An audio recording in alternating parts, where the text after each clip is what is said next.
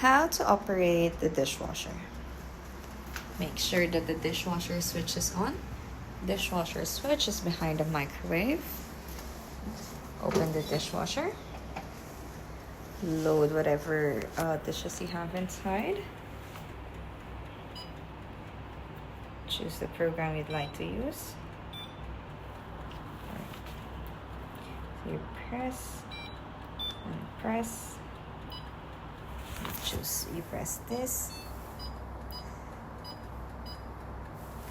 You close it. And then outside, you press the start button.